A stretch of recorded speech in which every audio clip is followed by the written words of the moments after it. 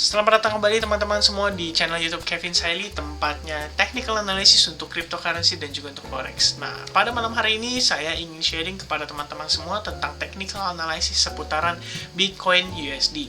As you can see today, kita mengalami pergerakan yang sangat ekstrim terhadap si Bitcoin ini. Drop hampir sekitar 20%-an ya, kurang lebih ya teman-teman. Sorry, saya cek dulu, make sure it's right. Oke, tadi sempat hampir 20% ya teman-teman untuk pergerakan si Bitcoin itu sendiri. Nah, pada malam hari ini saya ingin discuss ke teman-teman semua tentang kemungkinan yang menjadi level bottomnya si Bitcoin dari pergerakan atau penurunan ekstrim saat ini gitu. Sebelum saya lanjut videonya, tetap seperti biasa saya ingatkan bahwa ini bukan financial advice, jadi teman-teman bisa jadikan video ini sebagai referensi aja untuk analisa teman-teman sendiri sebelum take decision atau mengambil transaksi masing-masing. Oke, langsung aja kita masuk ke videonya. Nah, pada pergerakan Bitcoin kali ini yang mau saya discuss pertama adalah tanggal 17 Mei kemarin, itu saya sempat share video tentang price prediction dari si Bitcoin. Ini sih lebih ke arah weekly outlook ya. Jadi saya share itu untuk perkiraan pergerakan di tanggal 17 sampai tanggal 21 Mei berdasarkan technical analysis yang ada. Dan saya juga share itu melalui TradingView profile saya. Teman-teman bisa lihat di sini untuk saya itu nge-share pada tanggal 17 Mei kemarin. Pergerakan si Bitcoin itu saya expect sebenarnya dia mengalami konsolidasi dulu atau rebound terlebih dahulu dan berpotensi menjadikan level ini sebagai level untuk si bottomnya Bitcoin saat ini atau sementara gitu ya. Mungkin tepatnya di kisaran hari Senin atau hari Selasa kemarin gitu.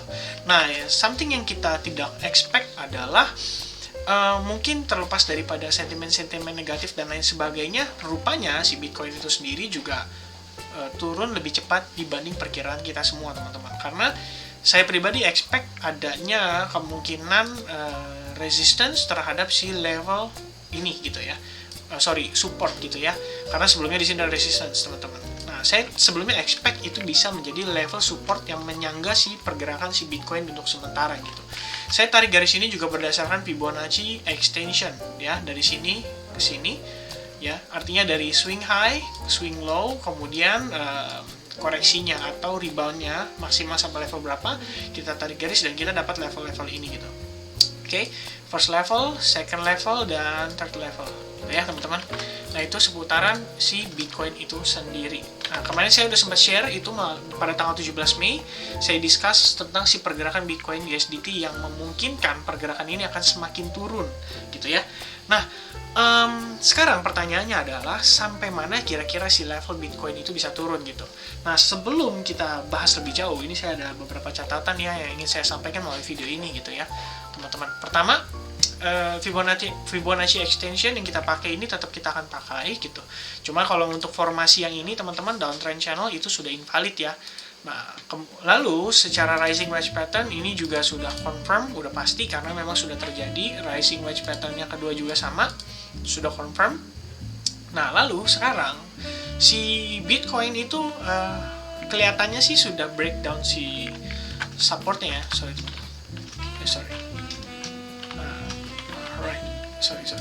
Nah, kelihatannya si Bitcoin itu sih sudah breakdown si level supportnya ini ya. Nah, umumnya sih pada saat terjadi breakdown seperti ini akan ada proses di mana kalau market pada umumnya ya teman-teman. Kalau misalkan dia sudah breakdown seperti ini, akan ada proses di mana dia akan melakukan retest untuk mengkonfirmasi apakah yang tadinya sebagai support ini bisa menjadi resistance dari pergerakan berikutnya. Nah, seperti beberapa contoh di sini teman-teman bisa cek ya. Saya lihat di sini karena hari ini tailnya juga cukup panjang, maka kita mungkin akan witness si Bitcoin untuk kembali melakukan tes terhadap si level support ini. Dan sebelumnya juga sudah kita discuss bahwa level support di sini itu merupakan support yang cukup penting bagi si Bitcoin gitu. Selain ini sebelumnya menjadi penyangga pada pergerakan kisaran bulan Januari tahun ini, awal tahun ini, si Fibonacci extension level golden areanya juga si 1,61% ini juga berada di level yang kurang lebih sama di kisaran 31.000. Nah, ini kita adjust sedikit dapat di harga kisaran 30.253 dolar. Dan tadi benar-benar tadi banget itu stopnya sampai ke level tersebut gitu ya. Dia sampai ke level tersebut ada reaction, which is ya ini memang menjadi kemungkinan menjadi key supportnya kita nih untuk pergerakan ke depannya gitu. Nah, tinggal pertanyaannya teman-teman, apakah Bitcoin akan langsung drop ke level tersebut gitu? Ya kita sih expect harus ada koreksi terlebih dahulu atau ada rebound terlebih dahulu gitu ya, supaya teman-teman juga kalau misalkan teman-teman memang ya mungkin ada kemungkinan nyangkut dan lain sebagainya, mungkin kalian bisa atur exit strateginya masing-masing gitu pada saat itu ya.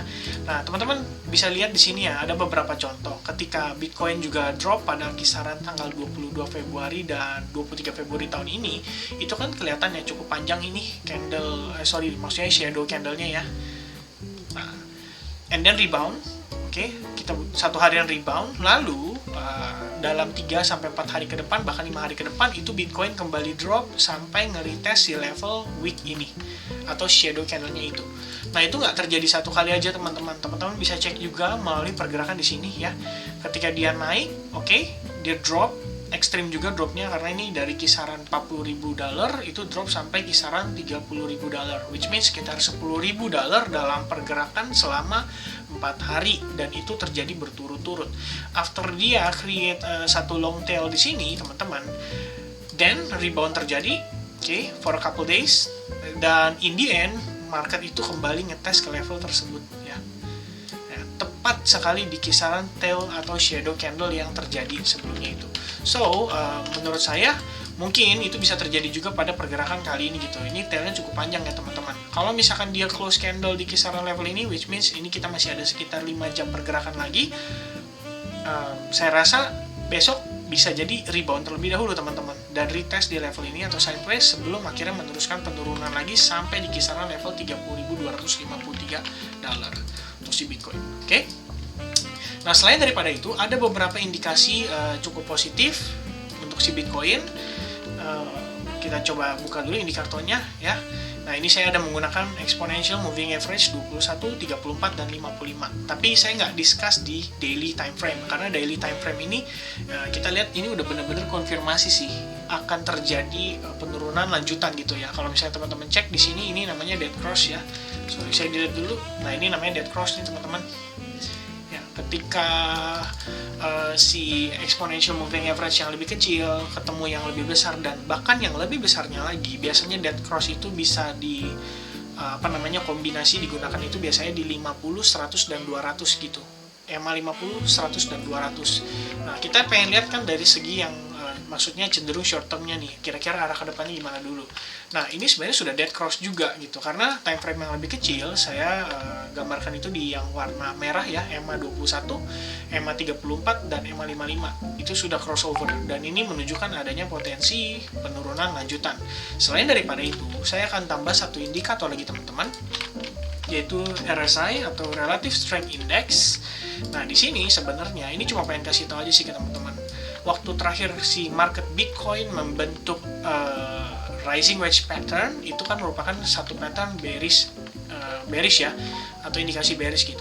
Nah, selain daripada itu, teman-teman bisa cek juga bahwa si RSI-nya ini sebenarnya slow but sure itu udah mulai menunjukkan adanya tanda-tanda bearish divergence gitu.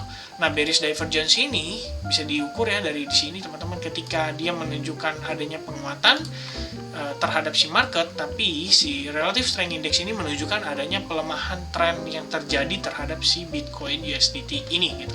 Nah, teman-teman bisa cek di sini, ini yang terjadi pada si Bitcoin ya, ketika si marketnya itu slow but sure dia creating higher high, tapi di sisi si relative strength index-nya itu perlahan-lahan menunjukkan adanya penurunan atau downtrend. Jadi di sini bisa kita lihat ya bahwa ini adalah indikasi untuk bearish market gitu ya. Nah, ini teman-teman bisa search juga namanya divergence cheat sheet, dan kalian bisa gunakan untuk si indikator teman-teman dalam mengetahui indikasi-indikasi adanya kemungkinan seperti market berubah tren dan lain sebagainya. Nah, lalu teman-teman saya lanjut lagi ke dalam chart. Saat ini si Bitcoin sendiri itu sudah menemukan level kisaran 24% untuk si RSI-nya itu sendiri. Artinya berpotensi menemukan titik level oversold. Oversold itu adalah ketika terlalu banyak aksi jual sehingga dari sisi marketnya itu sendiri, mungkin untuk penurunannya itu sudah mulai akan terbatas teman-teman. Nah, makanya kita lihat di sini apakah pergerakan dalam beberapa hari ke depan itu bisa rebound untuk si Bitcoin, ya kita lihat ya dari pergerakan ke depannya gitu teman-teman. Tapi overall kita lihat di sini Bitcoin masih berpotensi dalam indikasi bear market gitu.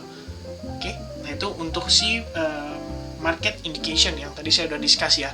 Nah, selain daripada itu, saya juga dapat informasi menarik teman-teman. Sebenarnya bukan informasi sih, ini teman-teman bisa akses di Google ya. Kita itu sebenarnya berada di dalam permainan cycle of market emotions. Nah, ini terjadi terhadap psikologis banyak trader di seluruh dunia. Bahkan ya saya pun sekalipun juga merasakan hal yang sama gitu teman-teman. Nah, kalau misalnya teman-teman cek di sini, kemarin Bitcoin di kisaran level 64.000, di mana kita mendapatkan market indication yang seperti tadi, di mana adanya tanda-tanda mungkin terjadi reversal dan lain sebagainya. Tapi setiap influencer mungkin di luar sana itu masih membahas bahwa si Bitcoin ini masih berpotensi naik terus sampai ke level banyak yang bilang $100,000 gitu. Maybe this year, tapi kalau misalkan nggak ada koreksi dulu atau pullback dulu, itu sebenarnya lebih beresiko untuk si market itu terjadi bubble burst teman-teman. So, kita kemarin itu waktu di 64.000, kemungkinan kita berada di level euforia gitu ya. Jadi kalau misalkan di sekeliling teman-teman nih tiba-tiba mulai discuss soal Bitcoin, mulai discuss soal cryptocurrency, mulai bahas soal shitcoins dan banyak hal ya, koin-koin kecil ya, seperti mungkin kalau saya mention namanya kayak BTT, mungkin kayak HOT, terus kayak masih banyak lagi sih sebenarnya token-token yang saat ini banyak didiskus oleh teman-teman di komunitas cryptocurrency. Dan pada saat itu euforianya itu berada di pucuk, dan menurut Bernhard Wealth Management, ketika kita berada di euforia itu sebenarnya ada point of maximum financial risk, artinya berpotensi untuk kita justru berada di level yang paling beresiko di dalam pergerakan market itu sendiri gitu. Nah, sekarang teman-teman, as we speaking right now, market itu keep dropping, mulai bermunculan news negatif, creating fear, desperation, panic. Ya, mungkin kita berada di level ini gitu ya, berada di level panic gitu. Dan in the end, ketika si Bitcoin itu sendiri sudah drop lebih jauh lagi, mungkin kita akan memasuki tahap capitulation. Capitulation itu adalah tahap di mana orang-orang itu udah mulai give up dan mulai berpikir bahwa cryptocurrency ini bukan market untuk gua. Cryptocurrency ini bukan untuk gua. Mungkin gua cocoknya itu di saham, mungkin saya cocoknya itu di forex dan lain sebagainya gitu. Nah, apakah kita berada di tahap panic atau capitulation? Nah, itu sebenarnya bisa diukur teman-teman dari sosial media yang beredar saat ini. Semakin banyak orang yang merasa optimis terhadap si market, kita mungkin masih berada di level kisaran denial gitu ya. Artinya, walaupun kita ngelihat si market Bitcoin ini sudah mulai memasuki fase bear ini dalam tanda kutip koreksi atau pullback ya dari pergerakan penguatan yang lalu. Tapi masih banyak orang yang di luar sana masih optimis, bilang, oh enggak, ini Bitcoin masih bisa naik, ini bottom. Berarti kita masih ada potensi menemukan penurunan Bitcoin yang lebih jauh lagi. Dan apakah level 31.000 tadi atau 30.000 tadi sebagai Fibonacci extension dan juga sekaligus support yang pernah terjadi sebelumnya bisa bertahan, yaitu tergantung daripada kondisi market emotion juga yang terjadi pada masyarakat sekeliling kita gitu. Sebenarnya yang bagus adalah kalau misalkan slow but sure kita mulai melihat banyaknya, either itu tweet, either itu Facebook, either itu Instagram, social media, dan lain sebagainya, mereka sudah mulai discuss dan sudah mulai menjauhi cryptocurrency, berarti kita berada di kisaran panic atau capitulation. Dan by the time kita berada di kisaran market emotion tersebut, percayalah bahwa soon kita memasuki yang namanya point of maximum financial opportunity. Artinya justru bagi sebagian masyarakat, bagi sebagian institusi, bagi sebagian golongan, ini merupakan satu opportunity yang sangat baik untuk buyback si Bitcoin itu sendiri, teman-teman. Ya, jadi then the market itself is going to repeat like this cycle again gitu loh teman-teman. Maksudnya the cycle is going to be repeat again ya. Start from hope, start from relief ketika market start to bounce back, kemudian kita masuk ke tahap optimisme ya kan, lalu excitement, then thrill, then back to euphoria again. So simpelnya gini teman-teman, sell di euphoria ya, buy back di despondency atau depression, atau ya capitulation juga oke lah, karena capitulation juga kita udah slow but sure menemukan potensi level bottomnya si Bitcoin USDT itu sendiri gitu ya. Nah teman-teman, sebelum saya akhiri video ini, saya pengen share juga ke teman-teman tentang key support yang berpotensi untuk si Bitcoin itu sendiri gitu ya. Nah sementara kita jump ke time frame yang weekly, jadi teman-teman kita tandain dulu nih si level ini ya, kisaran $30.000, oke? Nah di time frame weekly kita gunakan satu indikator yang sama, tapi saat ini saya hilangkan dulu si relative strength index-nya. Nah, lalu untuk semua gambar-gambarnya hide drawing saya hilangkan. Nah teman-teman, as we can see together teman-teman, seperti yang tadi kita tandain di kisaran level $30.000 ya, itu berpotensi menjadi key support yang paling penting untuk si Bitcoin USDT atau Bitcoin USD ini meneruskan penguatannya. Apakah si key support ini akan bertahan? Ya kita mesti tunggu closing weekly-nya teman-teman. Dan sebenarnya sih hopefully weekly closing-nya itu berada di atas level exponential moving average 34.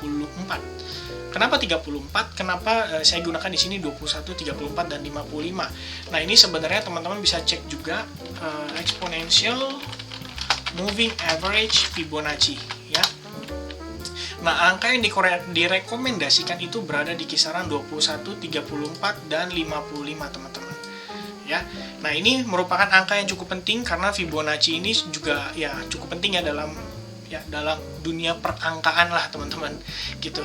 Dia punya punya teorinya lah, bahwa si Fibonacci ini bisa menjadi angka psikologis bagi sebagian orang dan lain sebagainya gitu. Jadi si exponential moving average 21 itu di warna merah, yang biru itu 34 ya, dan 55 itu di yang warna kuning atau orange. Nah di sini ketahan teman-teman. So the question is this gonna be the bottom of the market, terutama untuk si Bitcoin price itu sendiri? Ya, semua jawabannya bisa kita temukan pada penutupan di hari Minggu nanti, atau Senin ya tepatnya ya, Senin. Nah ini saya sudah tandain nih ya. Untuk seputar chart ini nanti saya bisa share juga di dalam TradingView, teman-teman bisa akses melalui description, link yang saya akan tambahkan di descriptionnya. So hopefully you guys nggak kena liquidation kalau buatnya main futures, dan yang tim hodler masih bisa optimis ya. Tapi kita harap ya yang nggak nonton video ini kita mulai masuk ke fase optimis ya, supaya kita pesimis ya, atau masuk ke fase fear ya. Artinya ketika kita fear, ketika banyak orang sekeliling kita fear, ya itulah saatnya kita mulai sedikit greed untuk pelan-pelan nabung buy gitu untuk si Bitcoin itu sendiri gitu ya.